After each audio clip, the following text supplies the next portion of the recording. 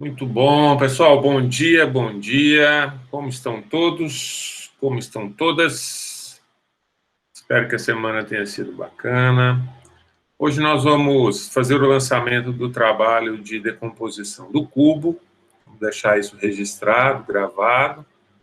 Eu também vou fazer depois uma pergunta sobre o acompanhamento dos exercícios.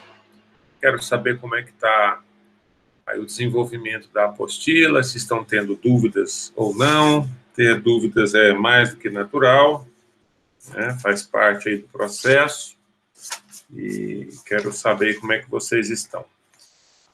Mas antes, então, vou compartilhar uma tela aqui com vocês, e vou...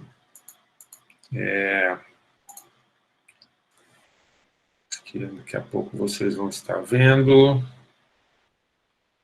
Vou compartilhar aqui. Ok, tá bem aí? Tá todo mundo enxergando?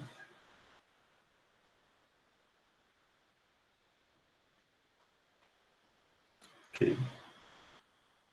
Bom, esse é um trabalho que eu gosto muito dele, assim, eu tenho um apego nesse trabalho. É difícil de encontrar um trabalho que reúna em uma atividade tanta habilidade ou tanta competência a ser desenvolvida. E eu queria, então, que a gente olhasse para esse trabalho com muito carinho, assim, né, com o mesmo carinho que eu tenho por ele, assim, porque eu acho que é um trabalho que vai revelar para a gente, né, a maneira como nós, arquitetos e urbanistas, trabalhamos, né, sobretudo pensando assim, desde a concepção à construção de algo, que pode ser um edifício, pode ser uma intervenção urbana, né, a concretização de algo. É claro que aqui nós estamos trabalhando com uma realidade simulada, né, a gente não tem ainda condições, né, de fazer grandes construções, né, mas é um dos meus objetivos, pensar no ensino, né, como uma possibilidade de atuação direta na sociedade, né? Então, elaborar um projeto de ensino em que a gente possa colocar a mão na massa, literalmente, né?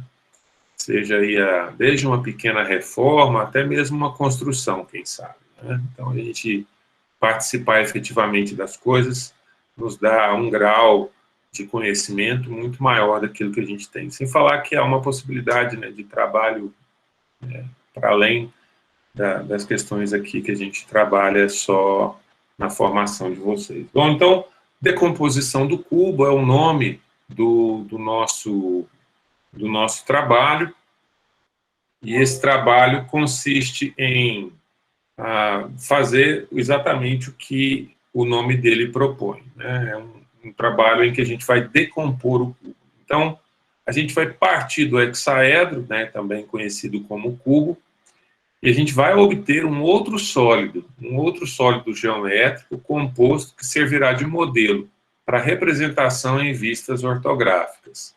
E eu estou acrescentando aqui uma representação também no SketchUp.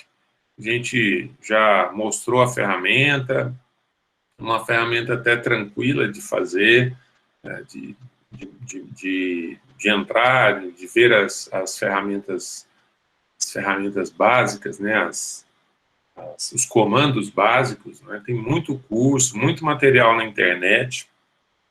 Eu aprendi o SketchUp sozinho, né, e aprendi já há alguns anos, então fiquem muito à vontade. Se vocês, né, dessa geração que já nasceu vinculada ao meio digital, estão aptos aí a esse aprendizado, né, a essa aprendizagem, né, eu tenho certeza que não vai ter dificuldade nenhuma com o SketchUp, porque ele é muito intuitivo, que eu gosto muito do SketchUp, porque ele é muito intuitivo.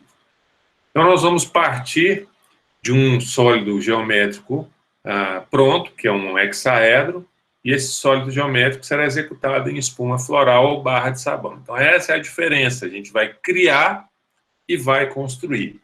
A espuma floral é uma barra de espuma. Eu comprei uma aqui para mostrar para vocês. Eu ainda não mexi nela, porque é um aviso aos usuários da espuma floral que isso aqui vai impregnar a sua casa até 2025, quando você estiver formado, tá?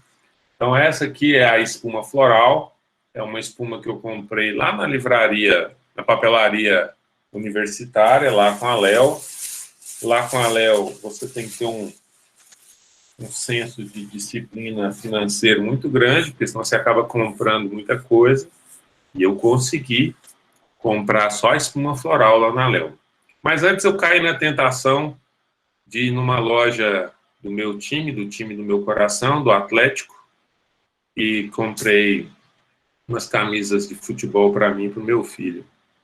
Caí na tentação da Black Friday. Mas realmente lá estava Black Friday. Mas isso não tem nada a ver, né, com o tema. Voltemos. A espuma floral é para executar, e ela é fácil de mexer. Ela é bem macia, você tem que tomar muito cuidado com ela, porque ela é muito fácil de cortar, você vai cortar com o estilete. E eu vou preparar a feitura, né, desse trabalho, também gravada, para que vocês vejam, mas só para vocês terem uma ideia, né, a facilidade que é a manipulação aqui da espuma floral, ela corta muito facilmente, né? Então, ó, tá?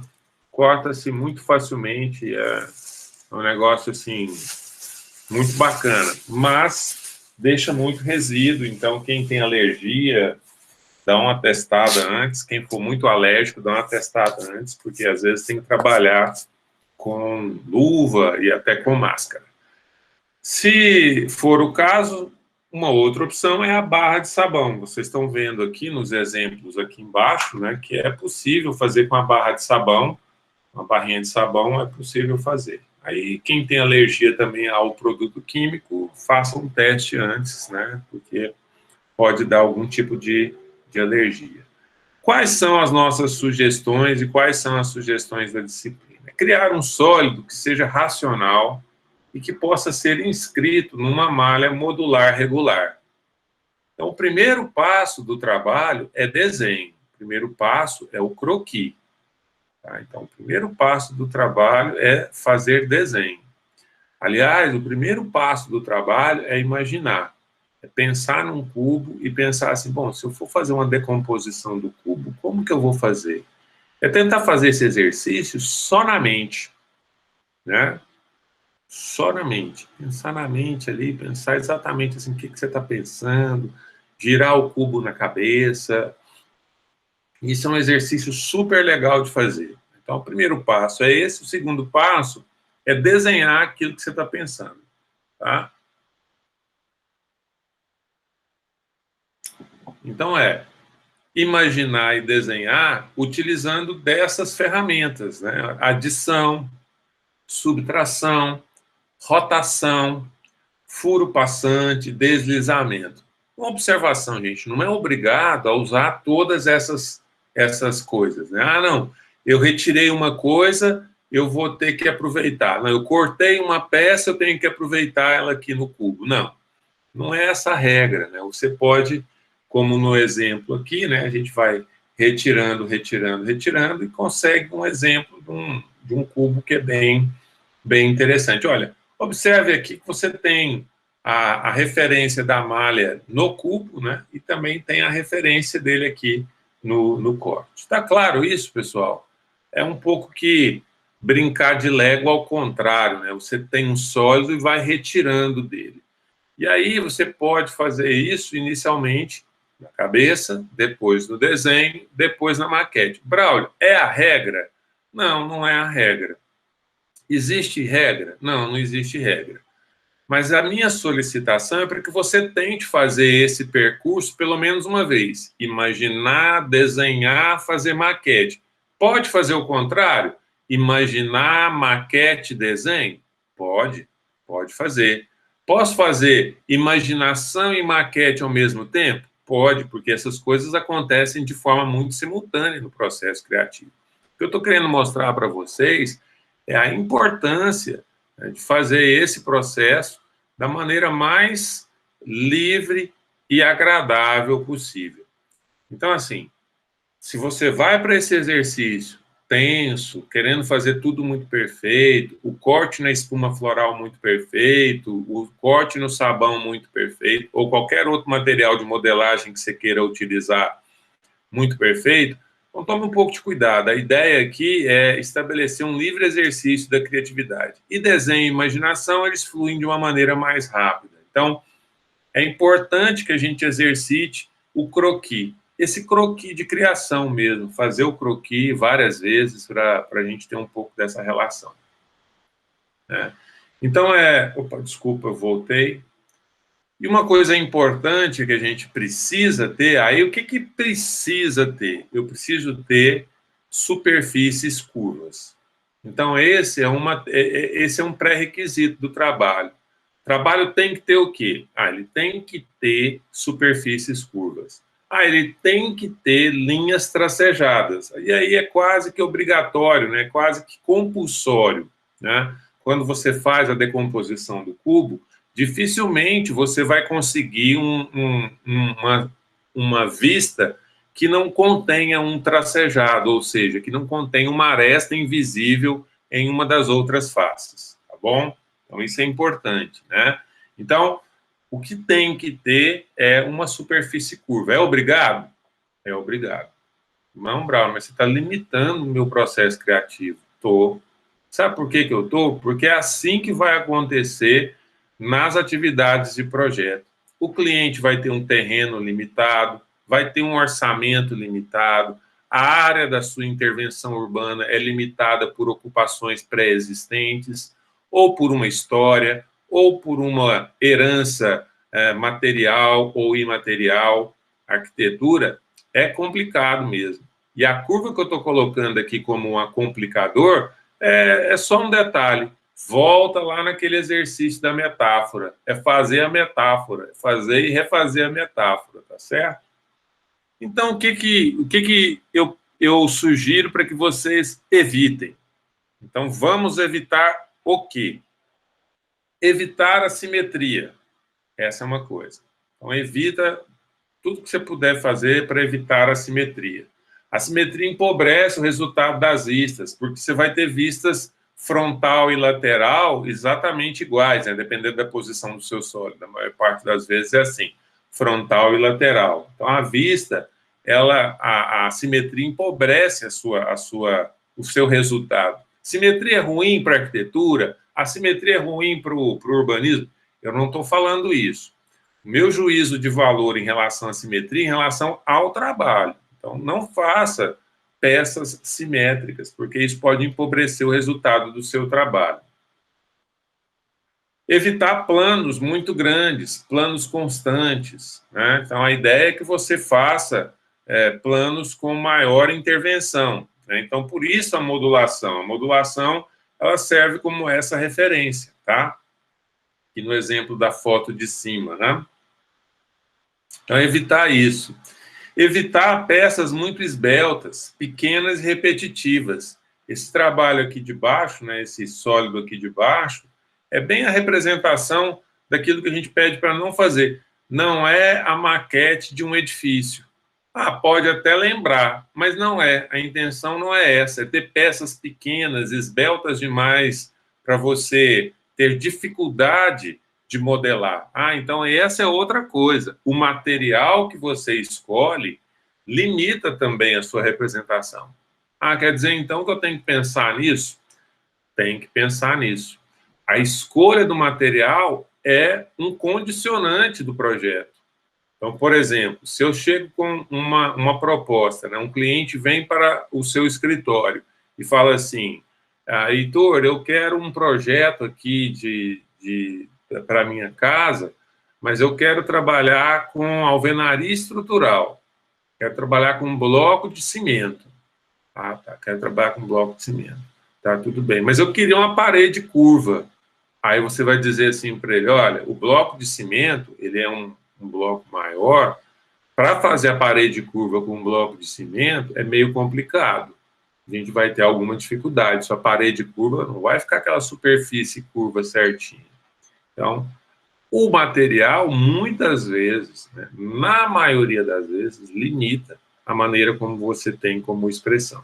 Tá? Então, toma cuidado com isso, porque a obra, né, assim, a construção vai te ensinar muito. A gente vai ver muito isso. Quando você for executar a maquete, você vai pensar assim, nossa, mas que dificuldade fazer esse corte.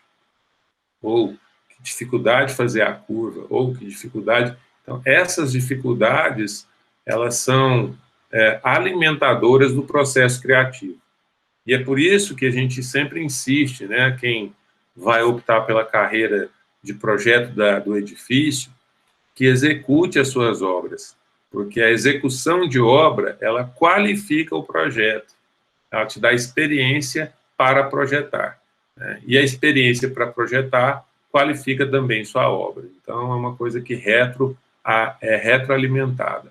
Obra e projeto são fatores retroalimentadores, tá bom?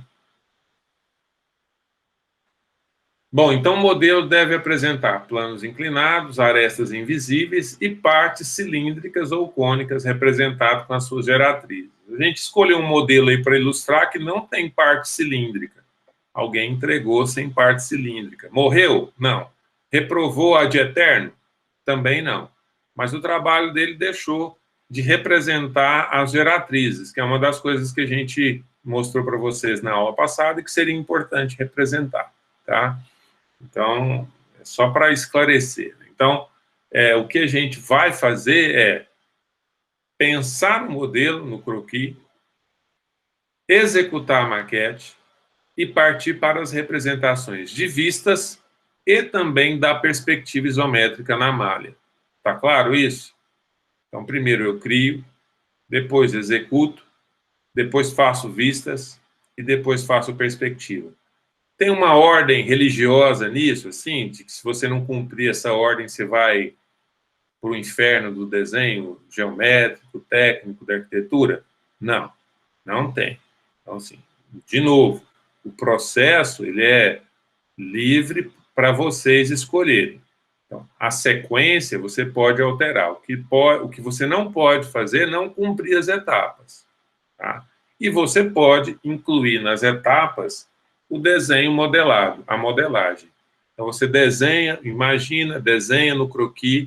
O croquis ainda é mais rápido do que a modelagem no SketchUp e muito mais rápido do que a modelagem na espuma floral. A não ser que você trabalhe com a espuma floral aí desde sempre, né, você vai ter um êxito na espuma floral. Mas a espuma floral, desculpem, a espuma floral, ela vai te dar a possibilidade de 3 cubos, justamente para você fazer pelo menos 3 vezes. Tá? Então, a indicação é que você faça no mínimo 3 vezes aí, porque demora a acertar. É meio chato, é meio complicado mesmo de fazer, tá? Sim, já vou falar, Yara, o que a gente vai precisar para entregar, tá? Até ontem, quando eu estava revendo essa aula, eu fiquei pensando assim, como é que eu vou pedir para entregar? Então, eu vou explicar para vocês aí como vai ser a entrega, tá bom? Bom, então, qual que é a metodologia? Primeira coisa, definir o modelo através de croquis à mão livre. Então, no processo de criação, tentar estabelecer uma modulação para o modelo, né? Então, você estabelece, eu vou ter 4, nas minhas faces, eu vou ter a malha de 4 por 4. 4 por 4 é um número bacana, porque não fica nem muito grande, nem muito pequeno. Tá? 4 por 4. Então, isso é interessante. Depois, você pode aprimorar as proporções, inserindo e desenhando o modelo na malha isométrica, triangular. Pega o papel manteiga, sobrepõe na malha isométrica, né? Eu ainda não disponibilizei a malha isométrica, mas vou fazê-lo. E atenção com a vista frontal ao definir a posição do modelo. A vista frontal é essa aqui, ó, a sua direita.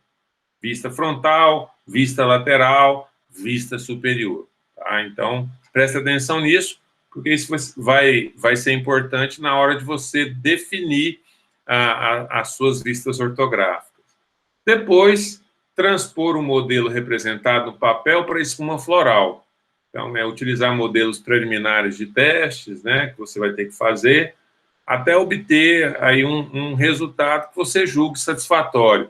E aí, gente, um lembrete para os perfeccionistas, né? Tomem cuidado, né? Não é necessário uma uma apresentação, mesmo depois dos 3 modelos, né, não vai ficar num loop assim, né, de perfeição, porque a gente não alcança isso no primeiro trabalho, né? Então, uma coisa que eu queria muito trabalhar com vocês, né, que eu gostaria de insistir muito ao longo do curso, o importante é o processo.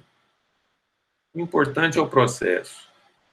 Então, coloquem isso na sua cabeça, né? Vai escrever uma frase motivacional, escreva aí, o importante é o processo. Braulio Guru, pode escrever aí. É uma opção para os maiores que já são iniciados na tatuagem. Escrevam, façam tatuagem assim no braço. O importante é o processo. O processo é importante, tá? Então, assim, o resultado, ele é uma forma de você se expressar, é aonde você chegou, mas o processo é importante. E aí, não é fazer isso como um mantra isolado, não, né? É tentar incorporar isso ao seu estilo de vida. O importante é aprender com o processo. Ah, eu fiz aqui, vi que se eu apertar a espuma floral demais, ela afunda. Como que aprende que a espuma floral afunda demais se você não vê, se você não testar? É o processo, né? Então, tudo na vida é o processo, tá bom? Então, aos perfeccionistas de plantão, aos ansiosos de plantão, tatuagem nova, não, tatuagem tem menor na sala, né? Então, não. Tatuagem de rena nova, o importante é o processo. Frase motivacional para você colocar no seu celular, o importante é o processo. Frase para escrever aí no chat. O importante é o processo.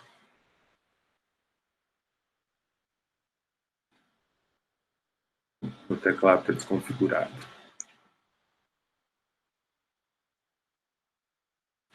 Túlio, essa espuma foi R$5 lá na papelaria universitária.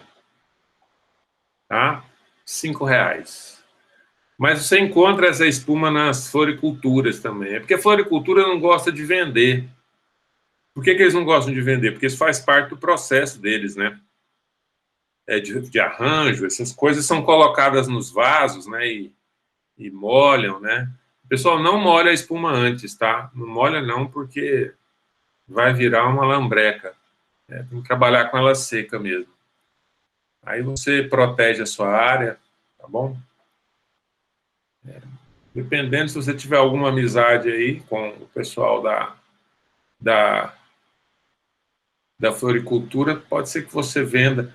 Ou nessas grandes também, né? Tipo essas maiores, a Matsu Flora, às vezes eles têm caixas fechadas e vendem, né? E vocês podem combinar até entre vocês para comprar, né? Eu acho que uma espuma dessa na unidade dentro da caixa deve ser menos de R$2, né? Claro. Tá? Fiquem à vontade, tá bom? Então, o outro passo é fotografar o modelo. E aí, fotografar o modelo nessa posição. Quando a gente estava na aula presencial, eu levava o equipamento, tirava foto, aproveitava, tirava foto de todo mundo para registrar o pessoal novinho, né? 5 anos antes, 5 anos depois da arquitetura. E aí, fazia um book de retrato, assim, super legal. Para quem queria, obviamente. Para quem não queria, reprovava na disciplina. Não, brincadeira. Então, assim, posicionar ele mais ou menos dessa forma, porque, vejam, ele está mais ou menos na posição aqui, ó, nessa posição dos 30 graus, ó. Tá vendo? 30 graus aqui, ó a posição dele aqui, ó. Mais ou menos os 30 graus, em que eu mostro um pouco dessa face, um pouco dessa, um pouco dessa.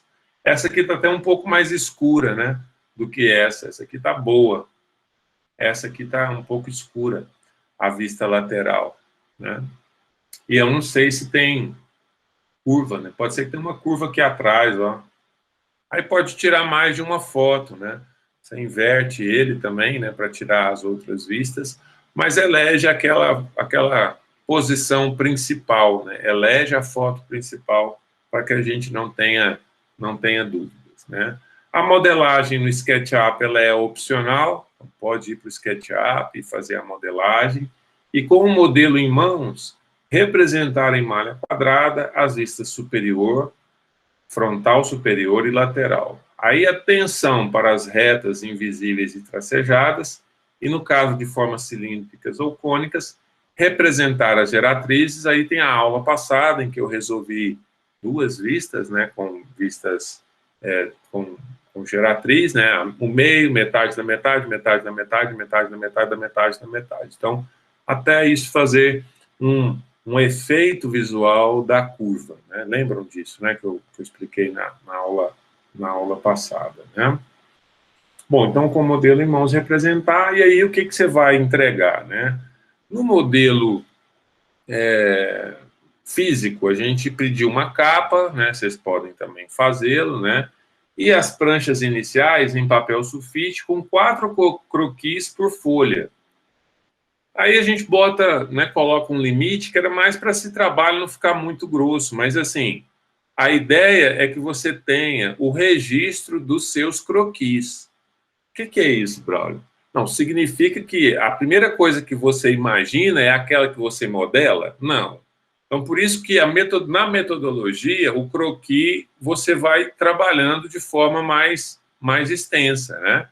Então, você pode, né, utilizar, viu, Maria Cecília, tanto a malha quadriculada quanto a malha triangular para fazer os seus croquis.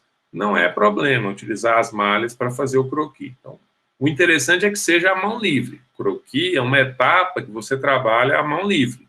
Desenho à mão livre. Com instrumento ou com régua, mesmo na malha, já não é croquis. Então, você ter pelo menos, né, 6, 8 opções que você pensou, né? Não é o primeiro que você faz. Então, assim, você faz uma série de croquis, imagina, coloca isso no papel, e aí depois escolhe um para você modelar. E esse que você modela é o que vai para as vistas ortográficas, que é o que você vai tirar foto, que é o que você vai também modelar no SketchUp. Ah, eu posso fazer o croquis e o SketchUp juntos?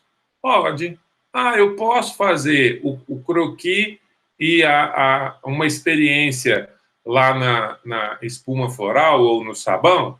Pode também. Fica à vontade. O critério é seu. O que não pode é deixar de fazer as etapas. Não pode deixar de fazer as etapas. Braulio, eu fiz uma primeira vez assim, fiz o croquis, fiz a isométrica na malha, fiz a modelagem, fiz o SketchUp e fiz as vistas. Ah, eu posso agora, numa segunda tentativa, fazer o contrário? Pode.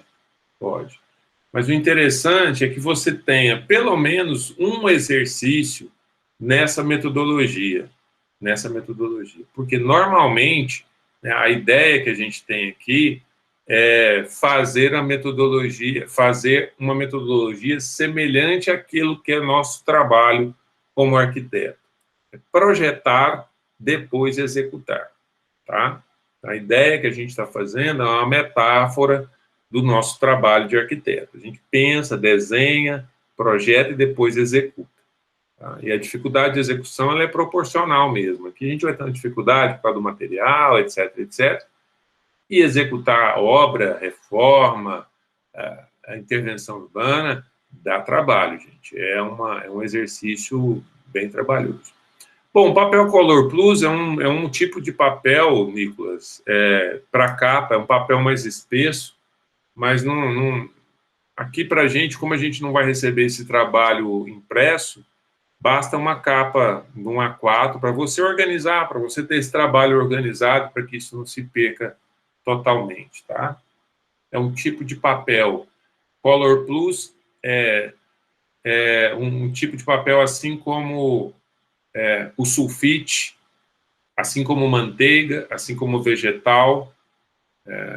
Então, são papéis diferentes, né? Então, Você tem papel sulfite, por exemplo, papel Color Plus, papel Colchê, é um papel brilhoso para gráfica, papel craft, são tipos de papéis.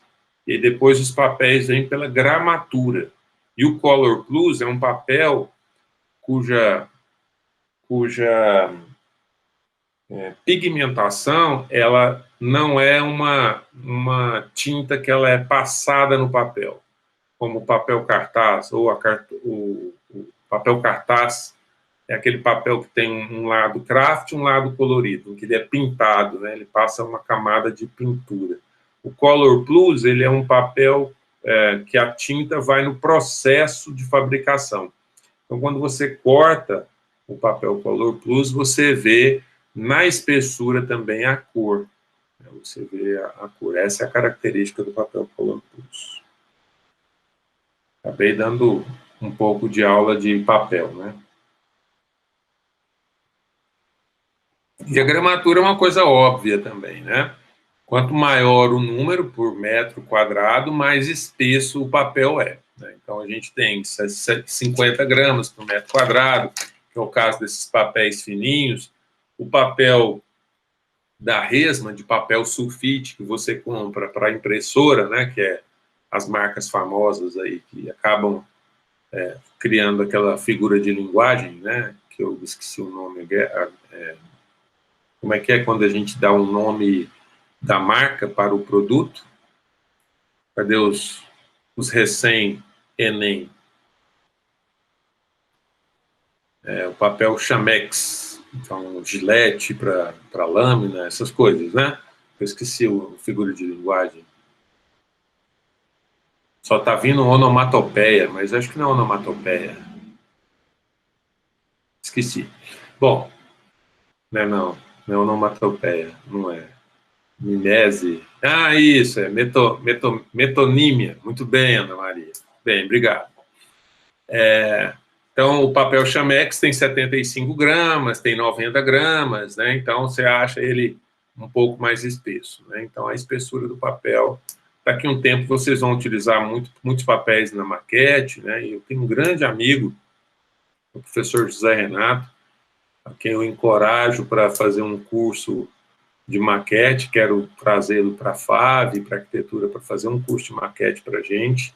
Uma pessoa fantástica, e eu espero muito trazê-lo aqui para que ele consiga fazer esse curso aqui para a gente, já que a gente não tem uma disciplina de maquete no nosso curso. Mas o Zé Renato é um dos caras mais incríveis aí que eu conheço, além de ser um grande amigo, uma pessoa da qual eu tenho profundo respeito, admiração, amizade, afeto, mas é um dos grandes professores de maquete que a gente tem aqui em Goiás. Bom, voltemos. Então, esse é o papel Color Plus. Tudo isso para falar papel Color Plus. Eu não vou editar, não, porque eu vou até me perder.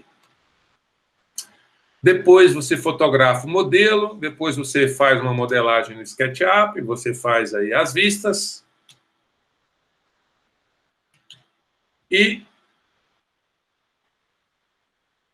na prancha em papel manteiga, a prancha é o papel, né? A folha. A gente chama prancha como folha. A folha em papel a folha em papel manteiga, né, com o modelo representado em perspectiva isométrica.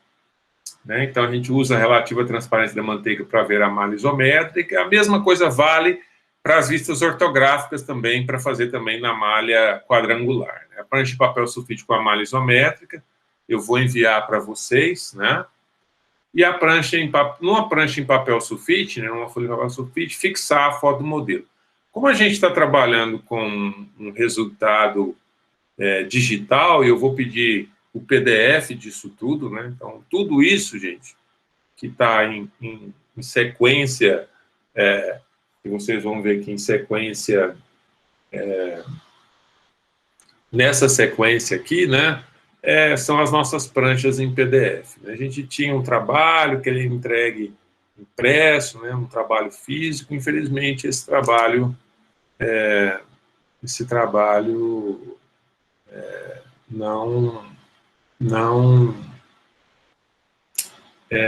não vai poder ser entregue assim, né? É isso, o trabalho é esse, né? Assim, aí vocês fiquem à vontade, né, para fazer quantas imagens vocês quiserem, né? Então, entreguem, né, um arquivo em PDF, né, com todas essas referências, né? Desculpem, né? Uma capa com o nome, os croquis, a prancha, né, uma folha, né, em perspectiva, né, escaneada ou fotografada, né, com o modelo representado em perspectiva isométrica. E aí seria interessante a gente ter tanto com a malha por baixo, como sem a malha, para a gente verificar, bom? Tá? Então, com a malha, sem a malha.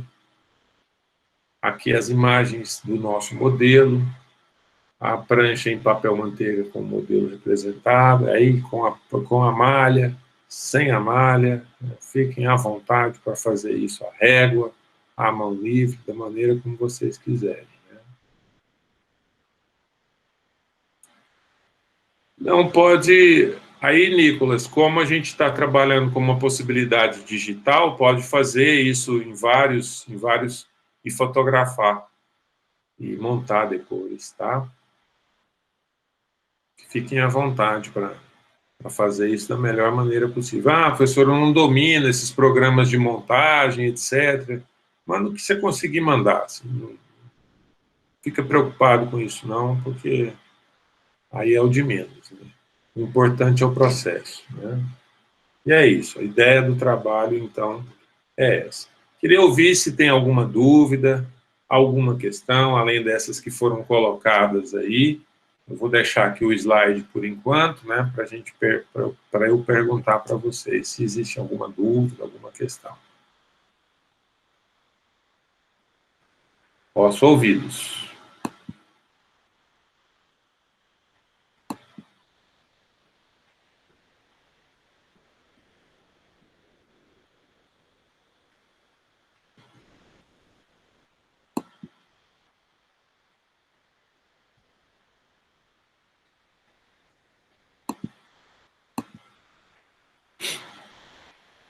Alguém?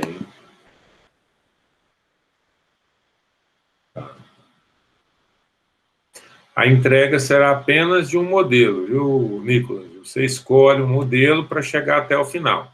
Na etapa de croquis, você pode até fazer mais modelos. E é até interessante que você mostre algumas opções, tá? A entrega, Maria Cecília, será toda digital num arquivo PDF que contenha todas essas etapas, desde o croquis às imagens dos desenhos que você produziu, tanto os croquis quanto das malhas, né, tanto quadrada quanto da malha triangular, da isométrica, das vistas, da isometria. Então, de desenho, o que tem que apresentar? Croquis, vista ortográfica, perspectiva, foto do modelo. Tá? Eu marquei essa entrega, acho que para o último dia da nossa aula, né? Tá no nosso cronograma, parece que no último dia, tá? Dia 21 de dezembro, se eu não me engano, ou um pouco antes, não me lembro. Teria que dar uma olhada no cronograma.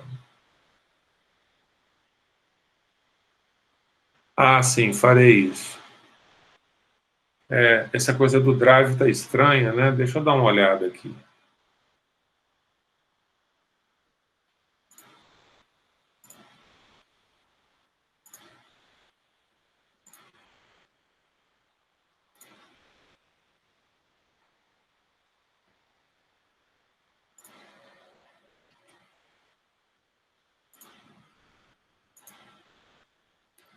Gente, é só eu que estou sentindo mais fome agora, assim, ou é todo mundo? É que está chegando o Natal, assim, a época da comilança, que a gente talvez não tenha. Qual que é o problema, será, hein? Alguém pode dizer? Vou encaminhar também, viu, Maria Cecília, o papel aqui, as malhas, a malha quadrada e a malha triangular.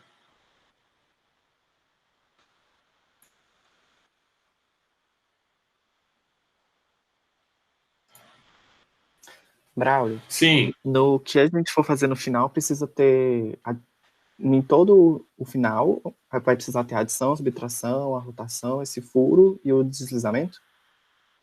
Ou é necessário ser, tipo, não sei, 3? Ou precisa necessariamente ser todos? Não precisa usar tudo, não. Ah, tá.